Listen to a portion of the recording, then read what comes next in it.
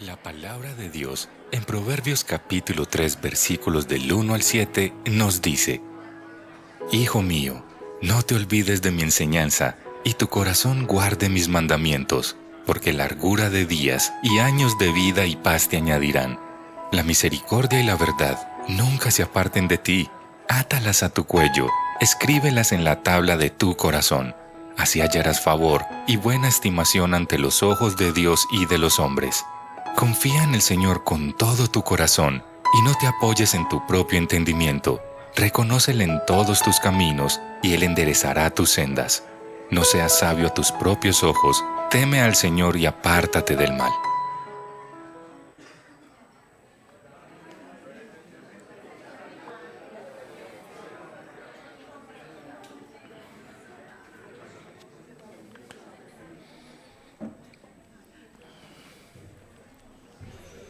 Ya casi todos se dieron cuenta, ¿cierto?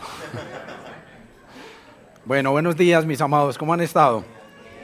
Bien, me alegra mucho que por la gracia del Señor todos estemos bien y que todos entendamos cada vez más que estamos mejor de lo que merecemos estar. Eso es una realidad innegable. Y también buenos días a aquellos que nos visitan hoy. Bienvenidos al Rey de Laureles. Bueno, mis amados, continuando con nuestro estudio de la carta a la iglesia en Roma, hoy abordaremos el capítulo 6 y vamos desde el versículo 12 hasta el versículo 23. Eso es lo que vamos a estar estudiando juntos esta mañana. Romanos 6, del verso 12 al verso 23. Ese es nuestro texto de estudio. Pero antes de que nos adentremos en el texto, es importante que recordemos verdades que nuestros hermanos y pastores Parmenio y Eduardo nos han recordado en las semanas anteriores. ¿Y eso por qué es importante? Pues porque para que nuestro estudio de hoy tenga sentido, hay que mirar lo que el apóstol Pablo ya le ha dicho a la iglesia en Roma, que no lo dice en el texto de estudio. Y si no lo revisamos, pues quedamos como cojos, quedamos como incompletos. Entonces, lo primero que quiero que revisemos es Romanos capítulo 5, verso 21. El apóstol Pablo dice: para que así como el pecado reinó en la muerte, así también la gracia reine por medio de la justicia para vida eterna, mediante Jesucristo nuestro Señor. Desde el capítulo 5 ya el apóstol Pablo ha venido alertando acerca de la gravedad del pecado, ¿cierto? Y parte de lo que Pablo alerta es la consecuencia del pecado. Ahí lo dijo Pablo claramente: muerte, ¿cierto que sí? Esa es la consecuencia que Pablo está declarando aquí en relación al pecado: muerte. Y el pecado, mis amados, no es un chiste. Este trae para nosotros consecuencias muy terribles. Y nosotros no hemos muerto hoy por la gracia del Señor. Yo no morí preparando esta predicación por la gracia del Señor. Pero todos hemos visto consecuencias del pecado a lo largo y ancho de nuestra vida, ¿cierto que sí? Pero Pablo no se queda ahí. Pablo nos da un regalo impresionante. Él dice que mediante nuestro Señor Jesucristo hemos recibido gracia para vida eterna. Esa es la declaración que hace Pablo para nosotros, quienes hemos muerto y quienes hemos resucitado en Cristo Jesús. Hemos recibido gracia para vida eterna. Eso fue lo que, a grosso modo, se estudió hace 15 días. Hace 8 días, nuestro pastor Eduardo nos presentaba el capítulo 6. Y lo que quiero resaltar del capítulo 6 en este momento es lo que dice el verso 5. Y dice Pablo: porque si hemos sido unidos a Cristo en la semejanza de su muerte, ciertamente lo seremos también en la semejanza de su resurrección. Lo que Eduardo nos recordaba hace 8 días y lo que Pablo está queriendo declarar aquí es que nuestra unión con Cristo es un hecho real. No es algo que va a ocurrir en unos años. no, es que cuando mi cuerpo sea perfectamente santificado, ahí sí estaré unido a Cristo. No, no es así. No, es que cuando yo muera, sí estaré unido o unida a Cristo. O cuando Jesús vuelva, si vuelve ahorita en un ratico, o si vuelve dentro de muchos raticos. Eso no lo sabemos, pero nos imaginamos que estamos unidos a Cristo, que el estar unido a Cristo es algo futuro, pero la unión con Cristo para nosotros es un hecho real, es un hecho hoy para nuestras vidas, y eso es algo que tenemos que atesorar para poder acercarnos al texto que vamos a estudiar hoy. Miren, y Eduardo, conversando con Edu en relación a esto, a la unión con Cristo, él me ayudaba a entenderlo a través de un ejemplo que le dio nuestro hermano, el doctor Theo Donner. Theo Donner le daba un ejemplo en relación a lo que los creyentes creemos de lo que es estar unido a Cristo. Muchos lados de la frontera entre Colombia y Venezuela, en muchos lugares hay puentes internacionales que se conocen, ¿cierto? De este lado del puente está Colombia, del lado de allá del puente está Venezuela, ¿cierto? En el puente no es ni Venezuela ni Colombia. Eso es un puente internacional, ahí se supone que ninguno de los dos países tiene control. Entonces es una posición que en relación a nacionalidad podríamos decir que hay como cierta incertidumbre, como que yo no estoy ni aquí ni allá, y yo pasé el control migratorio para salir de Colombia, ahora tengo que hacer lo mismo para entrar a Venezuela, y yo no sé si cumplo las reglas para entrar a Venezuela, por ejemplo. Es un lugar de incertidumbre. Esa incertidumbre que se vive ahí no es la incertidumbre que vive el creyente. El creyente no está en el puente internacional donde no es ni A ni B. El creyente ya está unido a Cristo. Y eso es una realidad que necesitamos abrazar para nuestra vida. Miren, por motivo de mi trabajo, yo visito algunos países. Y hace poco visité uno de los países que visité y después de un vuelo de 6 horas desde Bogotá, yo llegué y cuando uno está en el puerto o puente internacional, uno no ha llegado al país todavía. Está dentro del país, pero no.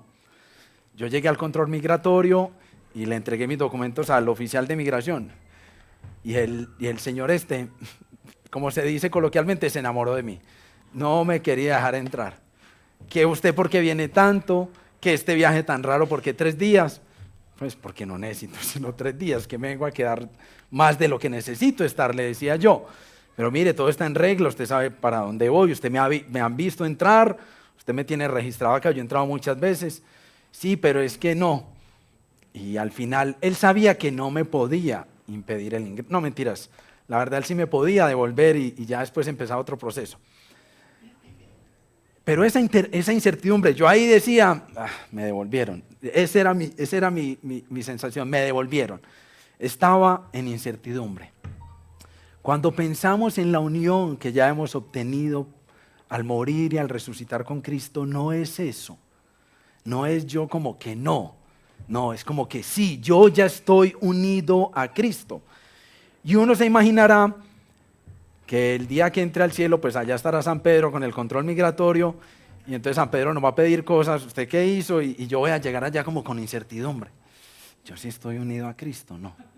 Así vivimos los cristianos nuestra vida delante del Señor, creyendo que como que no, ¿cierto? Como que no. Miren, nosotros tenemos el privilegio como iglesia de estar estudiando la carta que el apóstol Pablo escribió a la iglesia en Roma. Miren, esta carta ha sido de gran bendición a lo largo de la historia de la humanidad y de la iglesia propiamente. Y no tengo la duda de que es una bendición para nuestra historia hoy como redil. Voy a leer lo que declaró Martín Lutero después de que Dios le reveló la hermosura del mensaje que contiene la carta a los romanos. Y miren lo que Martín Lutero dijo al respecto. Cuando ya había entendido esta certeza de la que les estoy hablando. Entonces me sentí como si hubiera nacido de nuevo y como si hubiera entrado en el paraíso por puertas abiertas de par en par. Ya no había control migratorio. Para Lutero era una certeza de que él estaba unido a Cristo y que por haber sido unido a Cristo él ya heredaba junto con Cristo todo lo que el Padre le había dado. Con esa introducción un poco larga, quiero que leamos nuestro texto de estudio esta mañana. Romanos 6, del verso 12 al verso 23. Y yo voy a estar leyéndolo, mis hermanos, para beneficio de todos. Dice el apóstol Pablo: por tanto, no reine el pecado en su cuerpo mortal, para que ustedes no obedezcan a sus lujurias, ni presenten los miembros de su cuerpo al pecado como instrumentos de iniquidad, sino preséntense ustedes mismos a Dios como vivos de entre los muertos, y sus miembros a Dios como instrumentos de justicia. Porque el pecado no tendrá dominio sobre ustedes, pues no están bajo la ley, sino bajo la gracia. Entonces, ¿qué? ¿Pecaremos porque no estamos bajo la ley, sino bajo la gracia? De ningún modo. ¿No saben ustedes que cuando se presentan como esclavos a alguien para obedecerle, son esclavos de aquel a quien obedecen? Ya sea del pecado para muerte o de la obediencia para justicia. Pero gracias a Dios, que aunque ustedes eran esclavos del pecado, se hicieron obedientes de corazón a aquella forma de doctrina a la que fueron entregados. Y habiendo sido libertados del pecado, ustedes se han hecho siervos de la justicia.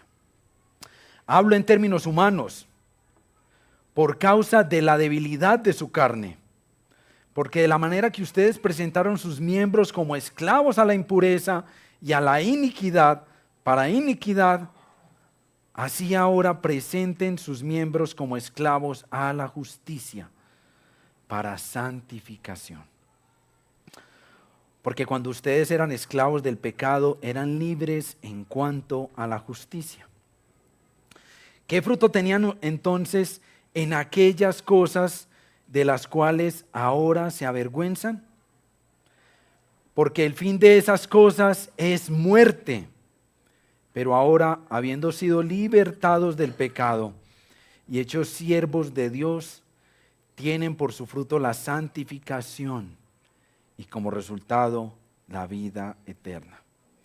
Porque la paga del pecado es muerte, pero la dádiva de Dios es vida eterna en Cristo Jesús nuestro Señor. Tremendo texto, ¿cierto? Tremendo texto el que nos dejó Pablo. Bendición mañana de hoy. Pero oremos al Señor, mis hermanos, para que sea Dios dirigiendo este ratico que estaremos juntos en torno a su palabra. Amado Señor, yo te doy gracias principalmente por ti, porque nos has mirado con bondad, con misericordia, porque nos has traído a ti con brazos de amor. Gracias por este registro bíblico tan precioso, Señor. Gracias por la confrontación que traerás a nuestras vidas hoy con el estudio de este texto, Señor. Gracias por el llamado urgente que nos haces a nosotros hoy acá en Medellín. Bendícenos, bendice a tu iglesia, Señor. Bendíceme a mí, por favor. Que yo sea usado y que mi carne no sea la que domine esta enseñanza, Señor. Que seas tú y el amor que sé que tienes por nosotros. Que bendito sea tu nombre, Señor. Y te pido que nos des un corazón sensible para escuchar lo que ha de comunicarse hoy. En Cristo Jesús nuestro Señor. Amén. Bueno, mis hermanos, el estudio de esta mañana lo he titulado Del yugo del pecado al fruto de la gracia. Y para poder abordar el texto, para que sea más fácil para mí explicarlo y también para que ustedes lo puedan entender de mejor manera, lo he dividido en 3 puntos. El primero lo he llamado a la libertad, valga la redundancia. El segundo, advertencia sobre la esclavitud al pecado. Y tercero, los frutos de la esclavitud y los frutos de la gracia. Y habiendo dicho eso, entremos a nuestro primer punto, que lo encontramos en los versos 12, 13 y 14. Cuando leemos el verso 12, y si quieren miren sus Biblias, van a encontrar una primera expresión. Eso es una declaración de conclusión. ¿Qué dice ahí Pablo? Por tanto, ¿cierto? Pero ese por tanto, ¿qué significa? ¿Qué relación tiene ese por tanto con este texto que acabamos de leer? Y les decía que eso es una declaración de conclusión, es decir, Pablo va a concluir algo en relación a lo que dijo hacia atrás. Pero ¿qué dijo? Para poderlo entender y para que esta enseñanza no quede coja, miren lo que dijo Pablo en el verso anterior, en el verso 6. Así también ustedes considérense muertos para el pecado, pero vivos para Dios en Cristo Jesús. Esta, mis amados hermanos, es la conclusión que el apóstol Pablo utiliza para hacer la declaración que viene a continuación. ¿Y cuál es la declaración que viene a continuación? Entonces, ese por lo tanto es un entonces, no permitan que el pecado reine. Es el llamado que está haciendo Pablo. Pero yo me perdí. No entiendo. Pablo, porque acaba de decir que ya estamos muertos al pecado y después dice que no dejemos que el pecado reine en nuestra vida. Eso no será como contradictorio. Parece, ¿cierto que sí? Parece contradictorio, pero no lo es. No lo es. Miren, la mejor manera de explicarlo es usar el ejemplo que Eduardo utilizó hace 8 días, la guerra. La guerra. La guerra es una confrontación bélica, bueno, aunque hoy día también comercial, etcétera, etcétera, entre 2 países o más de 2 países y entre sus ejércitos, sus fuerzas militares, ¿cierto? Pero cuando uno dice guerra no es que todos se juntan y se dan trompadas juntos, no. La guerra se libra en distintos frentes de batalla. Por eso uno escucha hablar de la batalla de Boyacá, por ejemplo, la nuestra con España, la batalla de Boyacá. Y otra batalla que no me acuerdo, pero ustedes saben, ustedes son mejores historiadores que yo. Otras batallas, al final hay muchos frentes de batalla. Y cuando se declara que un país gana la guerra, no significa que los militares del país que perdió, todos junticos, bajan sus fusiles y se rinden. La historia nos ha mostrado que no es así. Miren, la Segunda Guerra Mundial se declaró ganada por los aliados el 8 de mayo de 1945. Ese fue el día que se ganó la Segunda Guerra Mundial, pero ese no fue el día que se silenciaron los cañones y los fusiles. Aún seguían habiendo muchos frentes de batalla. Solo 4 meses después, el 2 de septiembre de 1945, la guerra se declaró como terminada. Ese día se acabaron todos los frentes de batalla que habían y la guerra ahí sí se ganó y se terminó. Eso que les acabo de ejemplificar, eso que les acabo de ejemplificar con la guerra es exactamente lo que Pablo está diciendo aquí. Exactamente lo mismo. Cristo ya ganó la guerra. Ya nuestro Señor Jesucristo ganó la guerra y Satanás perdió. Eso está dictaminado. Pero aún hay frentes de batalla abiertos. Y los frentes de batalla que hay abiertos hoy, nuestra carne no redimida. Nuestra carne no redimida es el principal frente de batalla que usa Satanás para engañarnos, para hacernos creer que tenemos el control. Y por eso es que Pablo hace un llamado tan urgente a que vivamos en libertad. Ese es el llamado que Pablo nos está haciendo aquí, que no reine el pecado en nosotros. Y dice, y no permitan que sus miembros, sus manos, sus ojos, etcétera, etcétera, sean usados como instrumento de iniquidad. Y la pregunta que nos tenemos que hacer hoy es, ese llamado que está haciendo Pablo, ¿es importante para nosotros? ¿Tiene relevancia con nosotros? ¿Será que hay relevancia hoy día en ese llamado que está haciendo Pablo?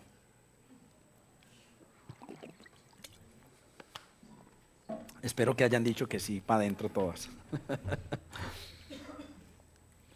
Por supuesto es importante este llamado a vivir en libertad. Pero pensemos cómo funciona el pecado en nuestras vidas. Si de algo hay que ser libres es del pecado, ¿cierto? Entonces, ¿cómo funciona el pecado? A ver, ¿cómo funciona el pecado? Pensemos, ¿será que yo me levanto mañana temprano cuando vaya a la oficina y llego así, normal como llego a la oficina cuando voy? Cuando uno va a la oficina, eso. ¿Y será que de la nada yo cometo un fraude? ¿Será que eso funciona así? ¿O será que yo me levanté ayer así y fui y adulteré contra el Señor o contra mi esposa? ¿Eso funciona así? El pecado funciona así. El pecado no funciona así. Por supuesto que no. Hay pequeños pasos que se dan, pequeñas licencias que nos damos. Para poder que reine el pecado en nuestras vidas, yo tuve que haber recorrido un camino. ¿Cierto? Así funciona el pecado. Entonces, yo me empiezo a imaginar que ¿por qué esta persona tiene más que yo? ¿Por qué él tiene más que yo? O sea, si yo me esfuerzo más, yo trabajo más, todo lo que nuestro corazón se imagine o nuestra mente se imagine. Pero después no me quedo ahí. Siempre veo que el pasto de él es más verde y que el carro de él está más limpio siempre y que los hijos de él son como más juiciosos, ¿cierto? Y yo ya lo que tengo en mi mente, como las vacas que hay ahí, rumiando y rumiando en lo mismo, ya lo bajo al corazón y entrego mis miembros como instrumento de iniquidad. Así funciona el pecado en nuestras vidas. Así que no te imagines que cuando pecas es que te levantas así, como cuando uno se levanta y peca. No, así no funciona el pecado. Muchas cosas tuvieron que pasar en nuestra mente, en nuestro corazón, para que eso pase a mis ojos, a mis oídos, a mi boca, etcétera, etcétera. Miren, y si tenemos dudas de que el pecado funciona así, permítanme, les pongo como ejemplo dos grandes reyes de Israel. Samuel capítulo 13, verso 14. Pero ahora tu reino no perdurará. Esta es una declaración que el profeta Samuel le hace al rey Saúl. Pero ahora tu reino no perdurará. El Señor ha buscado para sí un hombre conforme a su corazón. Y el Señor lo ha designado como príncipe sobre su pueblo. Porque tú, Saúl, no guardaste lo que el Señor te ordenó. Y en Hechos de los Apóstoles, capítulo 13, verso 22, miren lo que se dice de este evento. Cuando el rey Saúl fue quitado del trono, les levantó por rey a David, del cual Dios también testificó y dijo: he hallado a David, hijo de Isaí, un hombre conforme a mi corazón, que hará mi voluntad. Qué preciosa declaración hace Dios mismo de David, ¿cierto que sí? Y ojalá el Señor hiciera esa declaración de todos nosotros, que somos hombres y mujeres conforme al corazón del Señor. Pero entonces, ¿qué pasó con David? ¿Por qué David, siendo el rey que era, cometió un pecado tan terrible como el que cometió? Usó sus ojos para mirar a una mujer que no era su esposa, ¿cierto que sí? La codició en su mente y en su corazón. La conoció, la embarazó, intentó ocultar el embarazo y como no pudo, fue y mató al esposo de la señora. ¡Qué barbaridad! Y eso no es que David se levantó un día y fue y mató no, es que no recuerdo el nombre del señor. Urias, eso, gracias. Fue y mató a Urias así como de la nada. No, el pecado funciona así, pasito a pasito. Miren otro rey de Israel. Segunda de Crónicas, capítulo 26, versos 4 y 5. Segunda de Crónicas 26, 4 y 5. Usías, el rey Usías, hizo lo recto ante los ojos del Señor, conforme a todo lo que su padre Amasías había hecho, y persistió en buscar a Dios durante los días de Zacarías, quien tenía entendimiento por medio de la visión de Dios. Y mientras buscó al Señor, Dios lo prosperó. Es hermoso, miren, el rey Usías fue un rey hermoso para Israel. Él gobernó cerca de 50 años y trajo gran prosperidad al pueblo de Israel. Hizo volver al pueblo de Israel de muchas de sus idolatrías. Era un hombre que hacía lo recto ante los ojos del Señor. Y entonces, ¿por qué pecó de la manera tan horrible que pecó? Miren lo que dice unos versitos más adelante, el mismo capítulo 26, verso 16. Pero cuando llegó a ser fuerte, su corazón se hizo tan orgulloso que obró corruptamente y fue infiel al Señor su Dios. Pues entró al templo del Señor para quemar incienso sobre el altar del incienso. ¡Qué terror! Escuchar la historia de David y escuchar la historia de Usías. Por eso, mis hermanos, por eso el llamado de Pablo es tan importante, que no reine el pecado en sus vidas. Es que esto tiene que ver con nosotros. Esto no es para ellos. Pero ¿qué fue lo que pasó con estos hombres?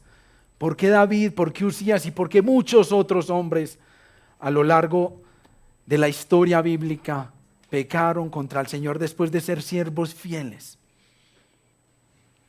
Pues exactamente lo que nos pasa a nosotros. Menospreciamos la batalla que aún se libra en nuestro cuerpo no redimido.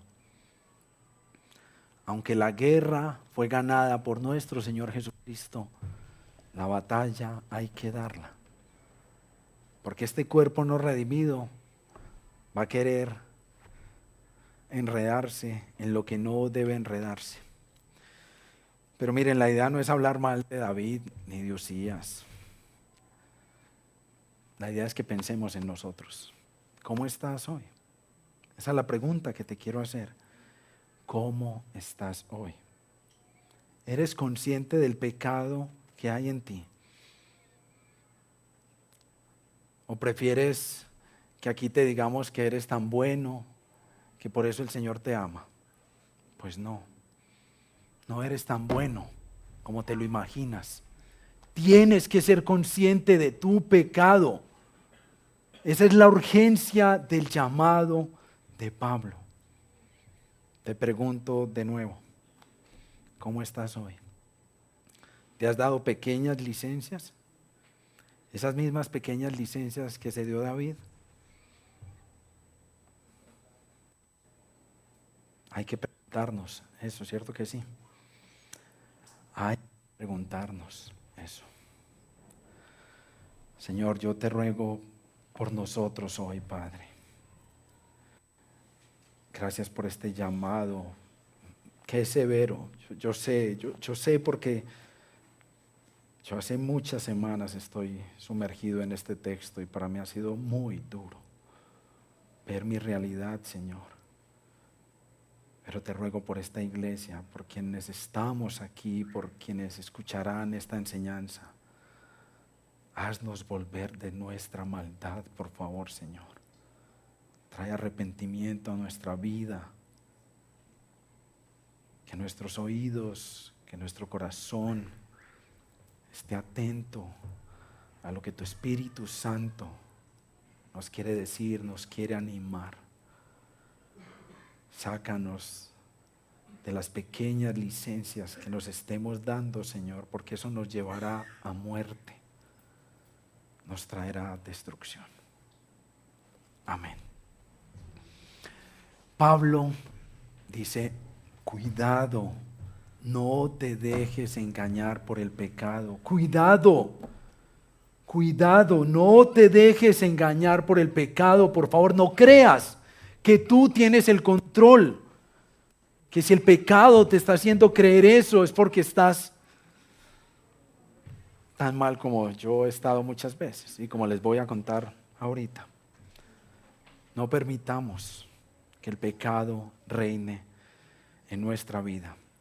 Y luego de este enérgico llamado a la libertad, Pablo concluye recordándonos algo que ya nos ha venido recordando en los capítulos anteriores. Porque el pecado no tendrá dominio sobre ustedes, pues no están bajo la ley, sino bajo la gracia. Y así, mis hermanos, cerramos este primer punto, el llamado a la libertad. Y entramos a nuestro segundo punto, la advertencia sobre la esclavitud al pecado. Versos 15 y versos 16, la primera parte del verso 16. Dice, ¿entonces qué? ¿Pecaremos porque no estamos bajo la ley, sino bajo la gracia? De ninguna manera. ¿No saben ustedes que cuando se presentan como esclavos a alguien para obedecerle, son esclavos de aquel a quien obedecen? Miren, cuando yo leo esto y cuando lo leía, yo me imaginaba a Pablo boxeando y a su rival contra las cuerdas, y Pablo dándole duro contra las cuerdas sin quererlo soltar. Pablo conoce nuestra condición, Pablo conoce nuestra necedad, y como él es un hermoso pastor que quiere traernos al arrepentimiento, lanza lo que para mí son dos ganchos contundentes. Él en el llamado ya ha hecho unos jabs para mantener a raya, mantenernos a raya y saber qué tan allá o qué tan acá estamos, y se viene con dos bombazos de ganchos. Pero miren, Pablo lo hace porque nos ama. El corazón de Pablo es netamente pastoral, él quiere hacernos volver del pecado. Él no quiere noquearnos con los dos golpes que nos va a dar porque los vamos a sentir. Él no quiere noquearnos, él quiere volvernos del aletargamiento en el que estamos, de la como somnolencia, yo no sé ni cómo decirlo. Estamos dormidos frente al pecado, estamos dormidos frente al pecado, y eso es lo que hace Pablo. Primer golpe. ¿Cómo se atreven a imaginar, dice Pablo? ¿Cómo se atreven a imaginar que podemos abusar de la gracia de Dios? ¿Cómo creen que porque viven bajo la gracia, ahora se van a entregar al pecado? Eso es una irracionalidad, eso es una locura. ¿Cómo van a abusar de la bondad inmerecida que Dios te ha extendido? ¿Cómo crees que Dios ha hecho lo que hizo por ti para darte libertad? Pero para que te entregues al pecado, para que te hagas esclavo de él, como lo vamos a ver. Ese es el primer llamado y el primer gancho que nos tira Pablo. ¿Cómo se les ocurre pensar semejante locura? Tú has estado allí. ¿Has pensado que puedes abusar de la gracia? O tal vez te has imaginado que la gracia no es lo que realmente es, como yo por muchos años malentendí. ¿Te imaginas que lo que hizo Cristo por ti no fue suficientemente costoso? Pues estás en un grave error.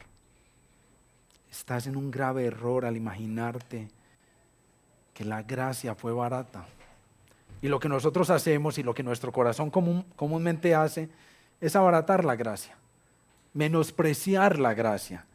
Y la gracia barata nunca justificará al pecador. Nunca redimirá al pecador. Ustedes saben qué es lo que hace la gracia barata. Justifica el pecado. Pues como estoy por gracia, entonces vivamos y comamos. ¿Cómo es que dice? Bebamos y comamos, que mañana, bueno, eso, que mañana moriremos. Eso es lo que uno se imagina al abaratar la gracia, al menospreciar la obra preciosa que nuestro Señor ha hecho por nosotros.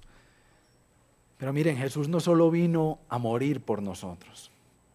Jesús vino a cumplir perfectamente la ley, para que ya no estemos sometidos a la ley, para que la ley ya no tenga control de nosotros, porque la ley nada puede hacer para ayudarnos a no pecar, absolutamente nada. La ley no puede hacer nada por nosotros. Pero Pablo no solo nos hace pensar en esa manera torpe en la que estamos creyendo que podemos vivir en libertinaje, sino que ahora entrega el argumento por el cual eso es una tontería. Y es lo que he llamado el segundo gancho que nos da Pablo. Verso 16. ¿No saben ustedes que cuando se presentan como esclavos a alguien para obedecerle, son esclavos de aquel a quien obedecen? Esa es la realidad del pecado. Cuando nos entregamos a alguien, nos hacemos esclavos de eso. Y eso es lo que Pablo está declarando. Pensemos cómo funciona el tema de la esclavitud. Ahorita pensamos en el pecado, ahora pensemos en la esclavitud. Pensemos primero en aquellas cosas que son evidentemente malas, ¿sí? Piensen en las cosas malas que ustedes conocen de sí mismos. Yo les voy a contar algo malo de mi vida.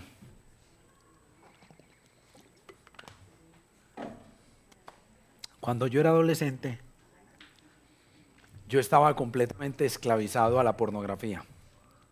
Completamente esclavizado a la pornografía. Y como con cualquier otro pecado, uno no arranca a cometer el pecado de una, uno empieza a darse pequeñas licencias. Yo estaba en el colegio, muy pollo, demasiado pollo, qué pesar, demasiado pollo la verdad. Y escuchaba a mis compañeros hablar de eso. Entonces yo acercaba mi oído a escucharlos hablar. Pero ya el oído no me satisfacía, ¿cierto? Entonces yo ya quería ver. Entonces yo ya me acercaba a mirar qué era lo que estaban viendo. Pero yo ya no solo quería ver lo que ellos me dejaban ver a raticos, yo ya quería tener lo mío. Y yo iba y compraba revistas, en mi época eran revistas. Iba y compraba revistas. ¿Por qué les digo que estaba esclavizado al pecado? Miren, después de todas estas pequeñas licencias que yo le di al pecado, yo mismo había acabado un hoyo del que era incapaz de salir. Yo me había puesto cadenas en mi cuello, en mis manos, en los pies, compré el mejor candado posible y boté la llave y me tiré al hueco. Eso fue lo que hice. ¿Por qué era esclavo? Yo en esa época había empezado a asistir a una iglesia cristiana de perfil protestante y yo amaba a Jesús, en serio, yo amaba a Jesús, pero Jesús no era mi Señor. Mi Señor era la pornografía. ¿Y por qué se los digo de esa manera tan cruda? Yo recuerdo al menos en 3 oportunidades. Nosotros vivíamos en una casa muy grande con un solar muy grande y abajo había una quebrada. Abajo. Yo recuerdo al menos en 3 oportunidades haber estado abajo en la quebrada con el arrume de revistas que tenía, rompiendo y quemando las revistas, llorando, desconsolado, porque yo no quería eso. Yo no quería eso. Yo quería a Jesús, pero era esclavo del pecado, porque recuerdo que pasaba una semana o tal vez 2, yo ya estaba desesperado, ahorrando lo que mis papás me daban, haciendo tareas en el colegio para cobrar por las tareas, para poder ir a comprar pornografía. Pero como el texto lo dice, gracias a Dios. Eso ya no es mi Señor. Mi Señor ya es mi Señor, el único que puede ser mi Señor. Pero la gravedad de lo que les acabo de decir es que ninguno de nosotros puede servir a dos amos. Ninguno de nosotros. Vea, no se imaginen eso. No se imaginen que pueden amar al Señor y a el pecado en el que están. Eso no existe. Miren en palabras de Jesús mismo, Mateo 6, 24. Nadie puede servir a dos señores, porque o aborrecerá a uno y amará al otro, o apreciará a uno y despreciará al otro. Y aunque sé que Jesús esta declaración la hace en relación al amor del dinero, a la esclavitud al dinero, mi propia experiencia y el registro bíblico nos dan a entender y nos dan absoluta claridad que lo mismo ocurre con cualquier pecado. Cualquier pecado. Yo no puedo servir a mi Señor y servir a otro amo que no sea mi Señor. Eso es con las cosas malas, pero ¿qué tal si pensamos rápidamente en las cosas buenas? Piensen en lo mejor que han recibido de Dios. ¿Qué es lo mejor que ustedes han recibido? Lo que mayor felicidad les da. Piensen en eso, por lo que le han dado gracias a Dios. Señor, gracias porque encontré una esposa. Yo tan feíto, Señor, y encontré con quién casarme. Y mi esposa es mi felicidad. O mi profesión. X, cualquiera. Y yo siendo ese profesional anhelo trabajar en X compañía. Y el Señor, como es de bello, va y lo deja uno trabajar allá. Y uno va y se esclaviza al trabajo y a esa compañía. ¿Cómo es posible que cosas buenas seamos capaces de volverlas malas? Pues porque esas cosas buenas se vuelven la razón de nuestras vidas. Los hijos, los padres, o tal vez levantarte a hacer el devocional a las 5 de la mañana. Entonces el día que no haces el devocional a las 5 de la mañana te sientes inmundo delante del Señor. Ya tu Señor no es Cristo, tu Señor es el devocional de las 5 de la mañana. A mí me pasó, yo hacía devocional a las 2 de la mañana. Yo programaba los 7 días y solo lo hacía uno. Pero lo peor es que el día que no me levantaba me sentía horrible. Ustedes no saben qué era para mí despertarme, para irme ¿yo dónde estaba? ¿Colegio o universidad? Creo que colegio. Bueno, en uno de los dos. Para irme a estudiar y saber que no hice el devocional. Para mí, yo pues estaba lejos de Dios. Eso se había vuelto mi ídolo, eso que era bueno, se había convertido en mi ídolo. Miren, mis amados, no olvidemos que quienes hemos muerto en Cristo y resucitado en Él, ya hemos muerto al pecado. Nosotros ya hemos muerto al pecado. Así que si pecas, no lo haces porque el pecado tiene dominio sobre ti. Lo haces porque quieres pecar. Tú ya estás muerto al pecado. Quien ha muerto y resucitado con Cristo, me refiero a ellos. Entonces no digas, es que este problema también es que conmigo. No crean que yo estoy aquí creyéndome mejor que ustedes. Mi esposa sabe lo que yo he sufrido en esta predicación. Y lo que ella lo ha sufrido también, porque yo he pecado construyendo esta predicación. Pero he pecado porque yo le he dado libertad al pecado, porque yo he presentado mis miembros para iniquidad. Y por eso, mis hermanos, eso es el llamado de Pablo y la advertencia de Pablo. Pilas, no que tu pecado no te reine. Y pilas, no creas que es que el pecado y la esclavitud es una bobada. Esa advertencia de Pablo es crítica para nosotros. Y habiendo pensado en estos dos puntos, mis hermanos, llegamos al tercer punto, los frutos de la esclavitud y los frutos de la gracia, que son la conclusión y cierre de esta enseñanza. Ya Pablo ha sido lo suficientemente contundente, ¿cierto? A mí hasta me está doliendo el ojo de los golpes que me ha dado. Ya Pablo ha sido contundente con lo que nos ha dicho, pero es que tiene que hacerlo. Nosotros somos ingenuos en relación al pecado. Ayúdenme a buscar cuáles son los frutos del pecado en el texto. Rápido, para que pensemos. Frutos del pecado que se vean ahí. Muerte. Muerte es un fruto evidente del pecado. ¿Cuál otro? Sí, claro, somos esclavos sin lugar a dudas.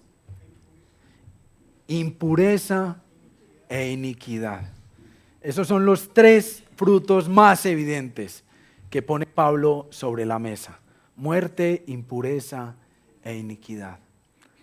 Miren, nosotros como hijos de Dios, nada bueno vamos a obtener del pecado. No seas ingenuo. No creas que tienes el control. No creas que solo estás dando un pasito y te devuelves. Ya después de que das un pasito, vas a querer dar dos. Y después vas a querer dar tres.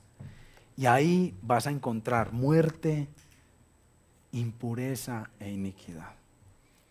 Y nosotros por la gracia de Dios no hemos muerto así por nuestros pecados. Pero el fruto del pecado es evidente en esta ciudad y muchas veces en nuestras vidas, como trato a mi hermano a veces cuando lo veo en la iglesia.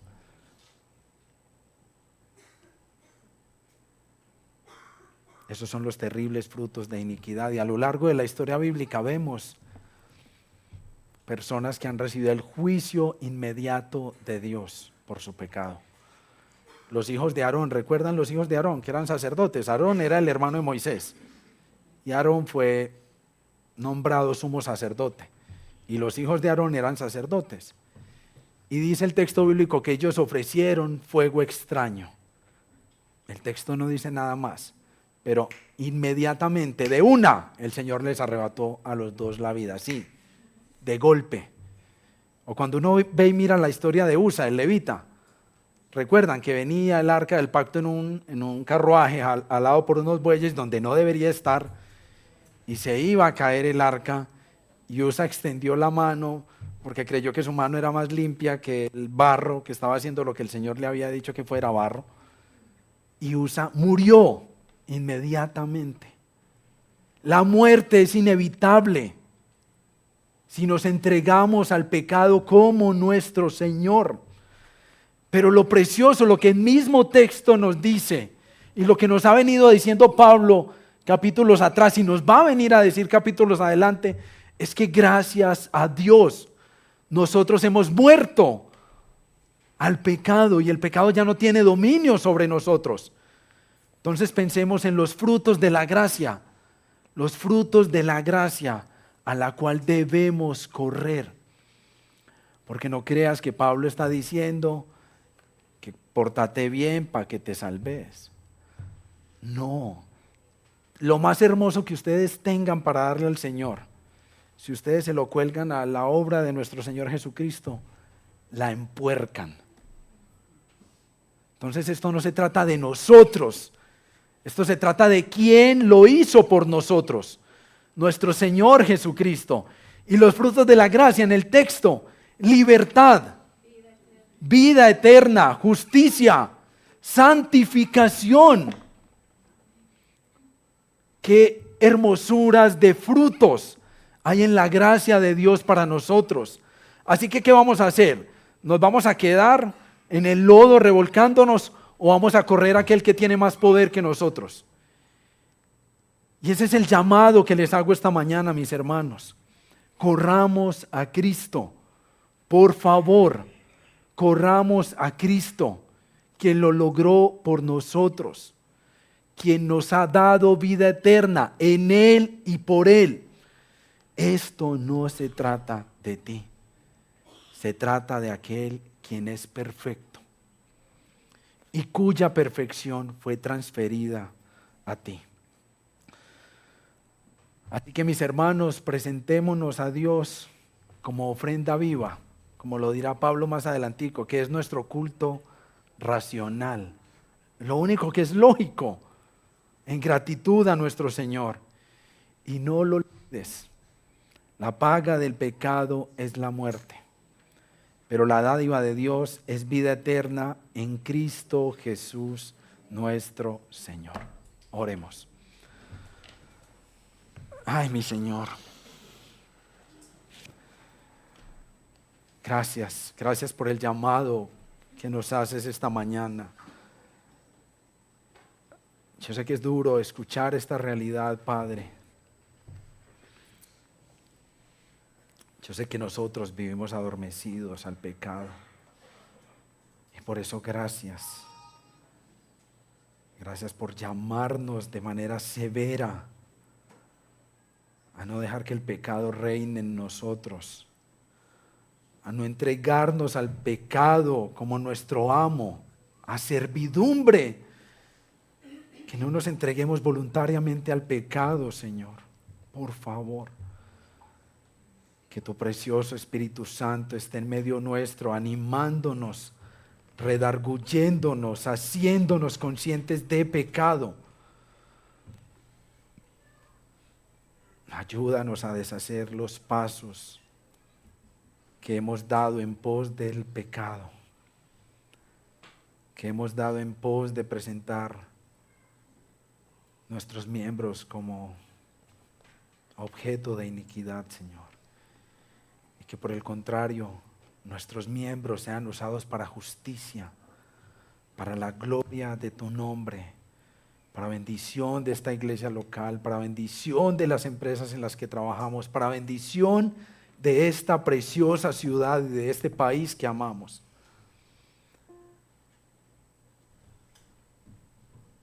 Gracias, Señor, por llamarnos a obedecerte en gratitud. En el nombre del Padre, del Hijo y del Espíritu Santo. Amén.